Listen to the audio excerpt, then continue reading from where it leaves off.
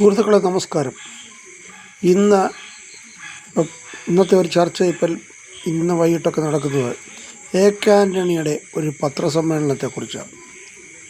ഒരു കണക്കിന് വിനാശകാലേ വിപരീത ബുദ്ധി എന്നൊക്കെ പറയുന്ന പോലെ ഈ എ.കെ. ആൻ്റണിയുടെ ഒരു പത്രസമ്മേളനം ആകെപ്പാടെ കച്ചിത്തുരുമ്പെ പിടിച്ച് ഇവരെ ഒന്ന് കയറിക്കൊണ്ടിരിക്കുക. ഈ രാഹുൽ മാങ്കൂട്ടത്തിൻ്റെ വരവും സതീശൻ്റെ എല്ലാം കൂടെ കൂട്ടിക്കുഴച്ച് കോൺഗ്രസ് നേരെ നിൽക്കാൻ ബുദ്ധിമുട്ട് ഇരിക്കുന്ന ഒരു സന്ദർഭത്തിലാണ് എ.കെ. ആൻ്റണിയെ നമ്മൾ കുറച്ച് കാണുന്നില്ല.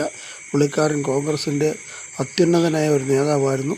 പക്ഷേ പുള്ളിക്കാരന് പ്രായമൊക്കെ ആയിക്കഴിഞ്ഞാൽ ചില കാരണവന്മാരൊക്കെ അവരോടനുസരിച്ച് വീട്ടിൽ തന്നെ ഇരിക്കണം. അവർക്ക് പ്രവർത്തിക്കാൻ കഴിയുന്ന വീട്ടിൽ തന്നെ ഇരിക്കണം. പുള്ളിക്കാരൻ്റെ കൂട്ട് വന്നത് ചെറിയാൻ ഫിലിപ്പും പുള്ളിയുമായിട്ട് എന്താ പറയുന്നത് പൊക്കിൾക്കൊടി ബന്ധം ഉണ്ടായിരുന്നതായിരുന്നു. അത് കഴിഞ്ഞിട്ട് അവർ പിരിഞ്ഞു.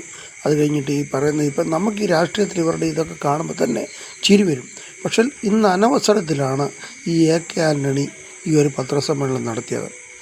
യാതൊരു കാരണമില്ല. പുള്ളിക്കാരന് സ്വന്തം വീട്ടിൽ സ്വന്തം മോനെ പോലും നേർവഴിക്കെന്ന് ഞാൻ പറയുന്നില്ല, പുള്ളിയുടെ രാഷ്ട്രീയത്തിലേക്ക് കൊണ്ടുവരാൻ ഒക്കാത്ത ഒരു നേതാവാണ് എ.കെ. ആൻ്റണി.